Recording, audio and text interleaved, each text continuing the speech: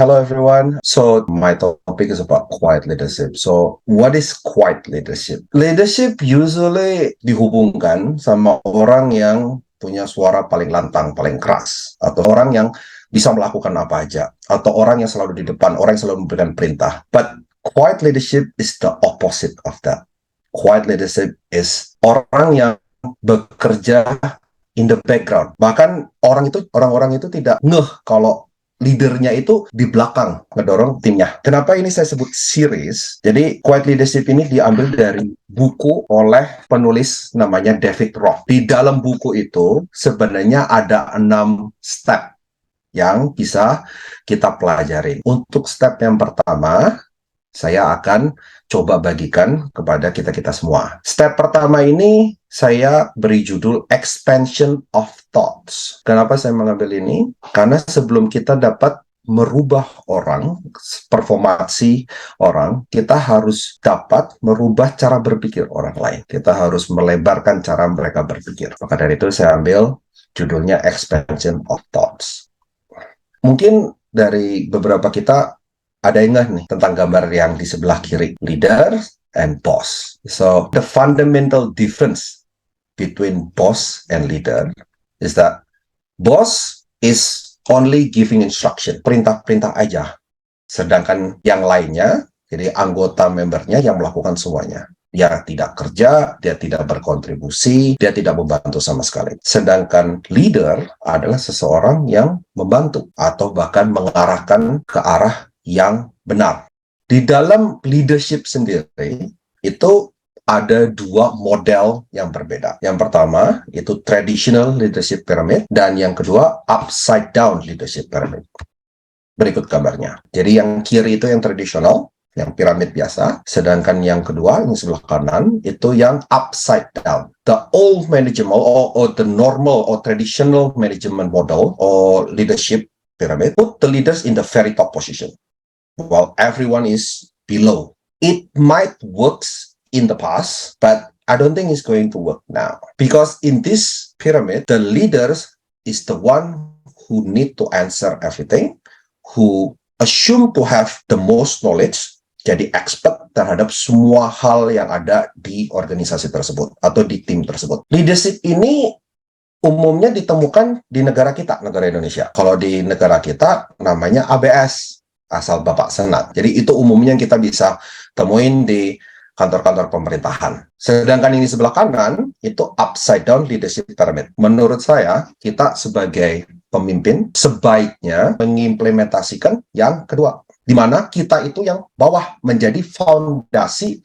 dari tim kita. Upside down leadership pyramid ini umumnya disebut dengan servant leadership system, di mana seorang pemimpin atau leader itu diharapkan untuk membimbing atau melayani anggota tim yang lainnya. Tujuan dari upside down leadership pyramid itu untuk empower atau support the other team member so they can achieve their full potential. Ini ada quote yang bagus dari Lao Tzu. Lao Tzu itu very old but wise Chinese philosopher. And the quote is, "A leader is best when people barely know he or she exists.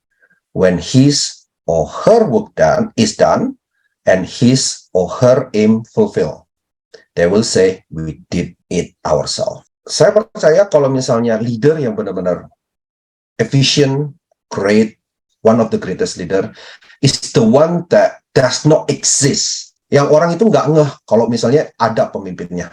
Tapi semua tujuannya tercapai, semua aim-nya itu terpenuhi, dan anggota timnya merasa mereka yang melakukan, bukan karena leadernya. Is very high goal to achieve. Itu sangat susah untuk dilakukan. Karena basically leader itu menjadi support system bagi semuanya. Ya, kalau dibutuhkan di bagian administrasi, di bagian di manajemen, di bagian teknik. Jadi bukan dia yang menjadi nomor 1, tapi tim-timnya lainnya yang menjadi nomor 1. Jangan dilihat dulu gambarnya ini. Tapi mungkin kita semua bertanya, kenapa ya harus belajar tentang leadership yang baru lagi gitu? quiet leadership. Kenapa? Gitu loh maksudnya. Menurut saya ada enam alasannya. Yang pertama, kita semua itu atau anggota tim member kita itu dibayar untuk berpikir. Jadi kalau zaman dulu, mungkin zaman middle age, atau misalnya yang zaman before 1800 Industrial Revolution itu, people are being paid for their physical labor, untuk tenaganya aja. Tapi karena kita udah ada teknologi, terus ada perubahan cara kita bekerja, lebih banyak orang itu diharapkan untuk berpikir daripada melakukan aktivitas fisik. Nomor dua, kalau saya boleh curhat, saya itu lulusan S1, sedangkan bawahan saya itu banyak yang S2, bahkan banyak yang dokter. Jadi saya curhat dulu nih. Jadi di secondary department, jadi SMP dan SMA, itu muridnya cuma 121, gurunya ada 16, yang punya master degree itu 6, yang punya doktorat itu 2. Dan saya diberi kesempatan untuk menjadi pemimpin dari orang-orang yang brilian ini. Sedikit berbeda gitu loh maksudnya. Karena saya tidak bisa mengklaim kalau saya lebih pintar dari mereka, karena berdasarkan gelarnya, saya kurang pamor gitu loh maksudnya. Saya cuma S2, yang lain S2, S3, ya mau gimana gitu kan. Tapi saya sebagai pemimpin diharapkan untuk membimbing mereka, padahal mereka yang jauh lebih pintar daripada saya, gitu, untuk memenuhi suatu tujuan. Yang ketiga, alasannya guru-guru saya yang tahun ajaran ini itu kebanyakan generasi Z, sedangkan saya dan 3 guru lainnya, 4 itu milenial, 12 laginya itu generasi Z. Setiap generasi punya prioritas atau punya kebutuhan yang berbeda-beda. Menurut data, generasi Z itu, ya guru-guru saya yang sekarang, lebih menginginkan independence atau freedom. Mereka nggak suka di micromanage. Sebagai pemimpin, kadang-kadang kalau kasih tahu mereka gitu kan gini-gini, mereka suka nggak seneng gitu. Jadi maka harus menggunakan cara yang berbeda. Nomor 4, alasan yang keempat itu karena the pace of change. Jadi perubahan itu terjadi sangat cepat. Kita semua sadar kan, HP itu keluar setiap 2-3 bulan sekali. Kalau HP yang mahal, oke lah setahun sekali gitu. Maksudnya kayak Samsung Galaxy keluar setahun sekali, gitu kan.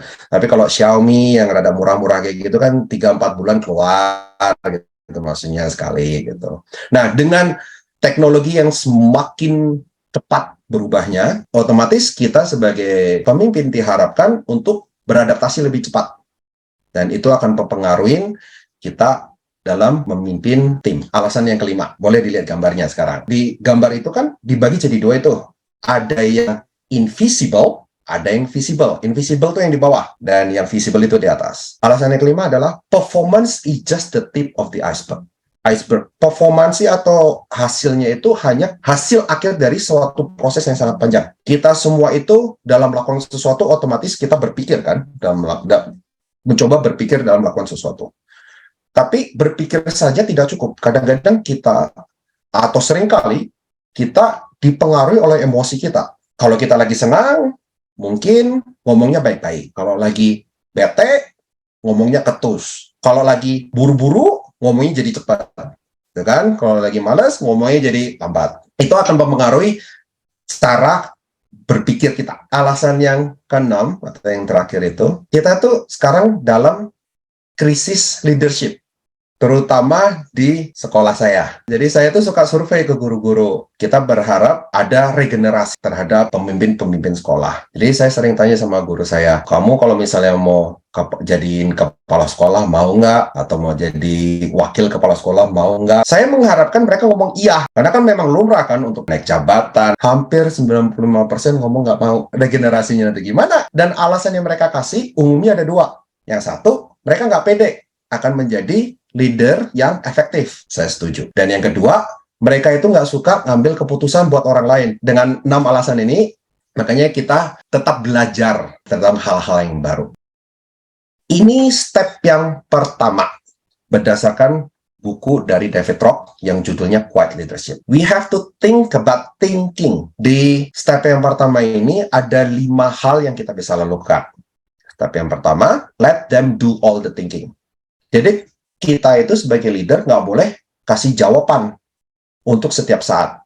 Jadi kita harus mendorong anggota tim kita untuk berpikir sendiri. Nomor dua, kita harus fokus ke solusi. Gimana nanti fokus ke solusi? Apa perbedaannya antara fokus ke solusi dan fokus ke masalah? Nanti saya coba jelaskan. Yang ketiga, remember to stretch. Yang keempat, accentuate the positive. Kenapa ini penting? Kenapa kita harus lebih positive thinking, put process before content. Kadang-kadang kita sebagai leader itu, ya kita hanya melihatnya, oke, hasil akhirnya apa? Apakah hasil akhirnya bagus, terus kita puji, atau hasilnya jelek, akhirnya kita marah-marah. Tapi kalau berdasarkan buku yang saya baca, prosesnya itu lebih penting daripada hasilnya. Hal yang pertama yang kita bisa lakukan, let them do all the thinking. Ya, jadi ada 3 pendekatan yang kita bisa lakukan. Pendekatan yang pertama is make new connection on the spot. Ini tuh bisa dilakukan pada orang yang mempunyai kapabilitas, punya pengalaman, atau punya pengetahuan terhadap masalah yang mereka sedang hadapi. Jadi kita lebih menjadi pendengar. Kita bukan memberikan masukan, bukan memberikan solusi, bukan memberikan arahan, tapi kita lebih mendengar. Pendekatan yang kedua, make connection later. Jadi kalau kita nggak bisa untuk mendapatkan solusi pada saat itu, mungkin mereka ada beberapa hal yang mereka masih belum ada, misalnya entah itu pengetahuan, atau misalnya expertise, atau misalnya kapasitas, atau misalnya pengalaman, nggak masalah. Jadi kita pakai pendekatan yang kedua. Nah, pendekatan yang kedua itu, kita sebagai leader memberikan arahan kepada mereka, atau masukan, atau bahkan kita memberikan koneksi kepada mereka. Kadang-kadang mereka itu tahu cara melakukan sesuatu, tapi kurang koneksinya. Dan kita sebagai pemimpin umumnya mempunyai koneksi lebih banyak daripada tim-tim kita, itu anggota tim kita yang lain. Pendekatan yang ketiga, provide an answer that is most useful to the person thinking. Ini kalau misalnya orangnya benar-benar nggak bisa mikir, udah mentok sama sekali, kita pakai yang ini. Jadi kita sebagai pemimpin memberikan informasi, konteks, background-nya kayak gimana. Tapi kita tetap tidak memberikan solusi kepada mereka. Penting ya. Jadi tugas kita bukan memberikan solusi, tapi membuat mereka berpikir sendiri. Itu penting. Saya itu sebenarnya di training oleh bos-bos saya yang mungkin ada di sini kayak MMI, Dr. Elias, Dr. Philip, untuk berpikir seperti ini. Jadi bukan saya yang diberi solusi, ada problem gitu kan. Terus ditanya, menurut kamu gimana? Noh, saya jadi bingung. Lah saya nanya, saya minta solusi, kenapa saya disuruh berpikir lagi? Akhirnya saya mengerti, kalau saya diberikan solusi, saya tidak akan mengembangkan cara berpikir saya.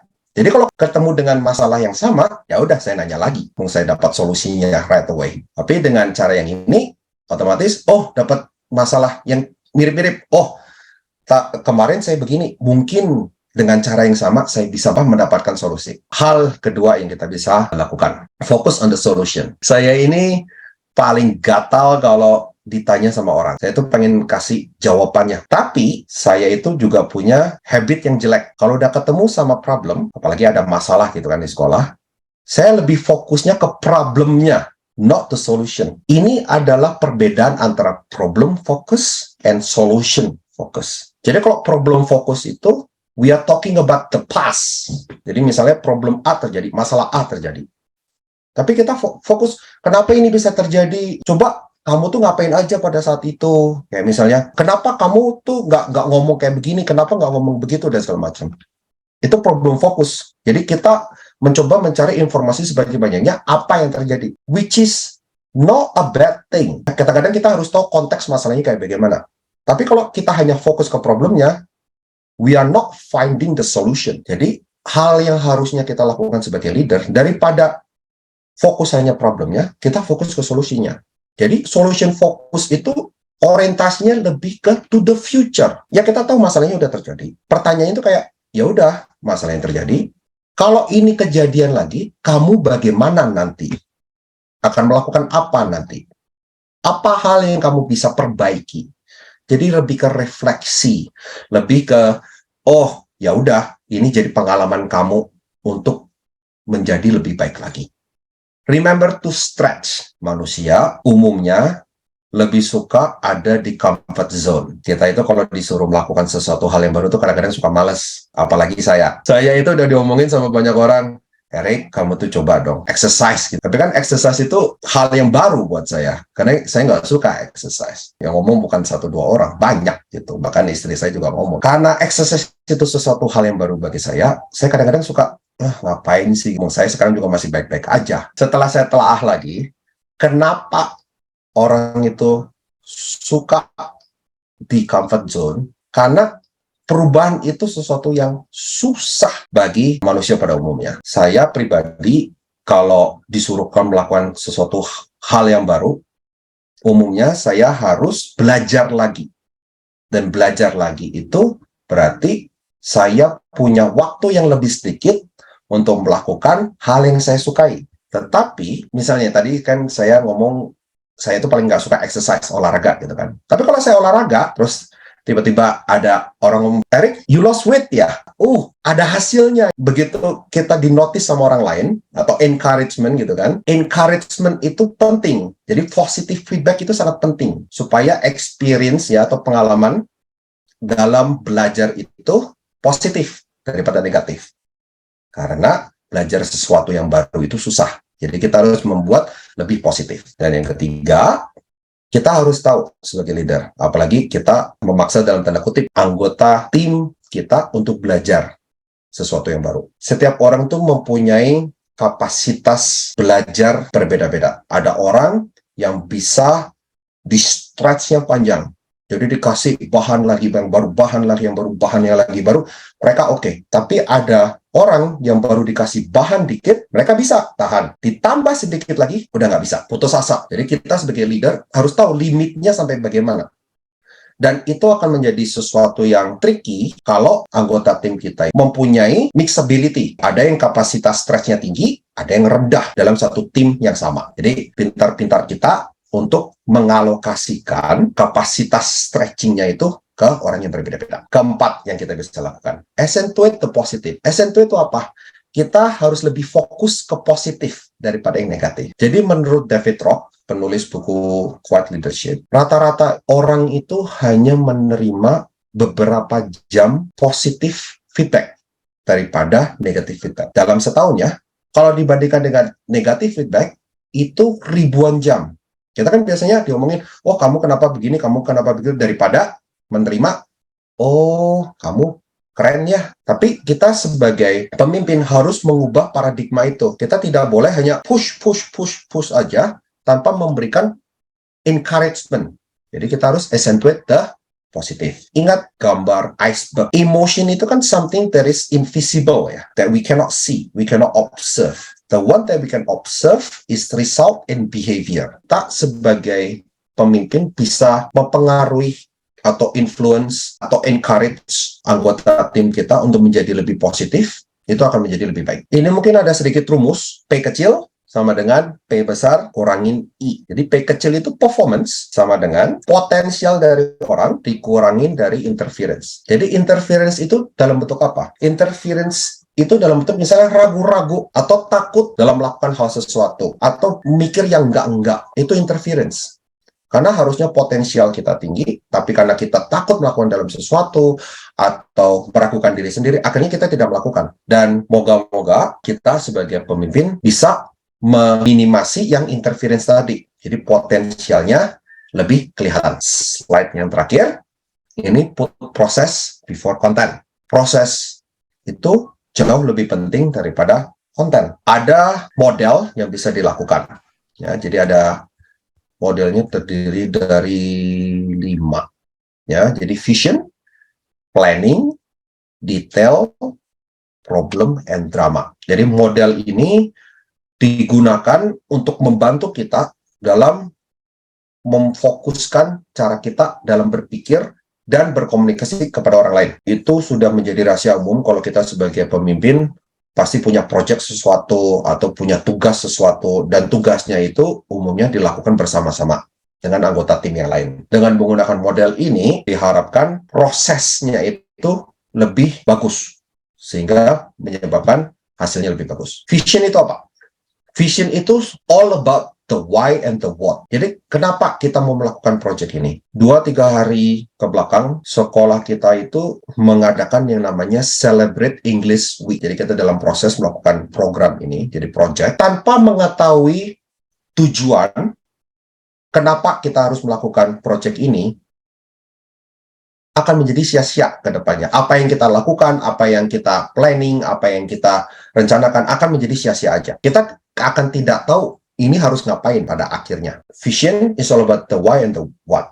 Kalau yang Celebrate English Week, kita mau tujuannya meningkatkan kemampuan bahasa Inggris murid-murid kita dan menjadikan bahasa Inggris itu suatu kebiasaan dalam berkomunikasi dalam sekolah kita. Dan itu harus jelas untuk setiap tim member kita. Yang nomor 2, planning. Planning itu tentang hal-hal gimana kita bisa mencapai tujuan yang tadi, yang vision tadi. Jadi, misalnya tadi gitu kan, kita mau meningkatkan kemampuan bahasa Inggris murid Temasek dan menjadikan suatu kebiasaan.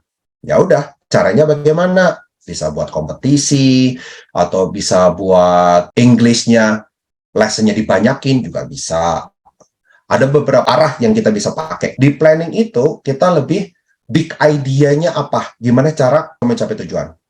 Yang ketiga, kita tentang detail. Di Celebrate English Week, saya kasih contoh, kita akan melakukan kompetisi. Kompetisi buat murid-murid. Tapi gurunya juga diminta untuk berpartisipasi. Entah menjadi MC lah, atau menjadi juri dalam kompetisi, dan segala macam. Ya, jadi pada fase detail ini, umumnya orang itu menghabiskan banyak waktu. Otomatis kompetisinya mau berapa lama, mau berapa banyak, rules-nya apa, regulasinya apa. Jadi detailnya itu benar-benar harus secara rinci. Jadi supaya kita jelas, 4 problem. Setiap project pasti ada problemnya. Entah itu resources, entah itu akses, entah itu kapasitas, entah itu teknik, itu pasti ada problemnya. Nah, jadi pada fase problem ini, ya udah kita ngomongin apa yang bisa menjadi masalah. Tapi bukan berarti kita menjadi problem focus, karena kita harus fokus on solution rather than focus on the problem. Dan yang terakhir, ini fase di mana everything have fallen apart. Jadi visionnya nggak tercapai, planningnya nggak jalan, detailnya nggak jelas, problemnya tambah banyak. Nah, di sini itu drama itu terjadi. Dan kadang-kadang drama itu memang sesuatu yang tidak bisa dihindarkan. Dengan mengikuti proses atau model ya dalam berkomunikasi, dalam berpikir, diharapkan hasil yang kita dapatkan itu menjadi lebih baik. Ya. Dan dengan ini presentasi saya untuk hari ini selesai. Mungkin kalau misalnya ada pertanyaan dari Bapak-bapak, Ibu-ibu, silakan. Terima kasih Bapak dan Ibu mengeluangkan waktunya. Moga-moga apa yang saya presentasikan dapat membantu Bapak dan Ibu menjadi pemimpin yang lebih baik lagi. Terima kasih banyak Bapak Ibu. Selamat malam, salam sejahtera, dan sampai jumpa lagi minggu depan.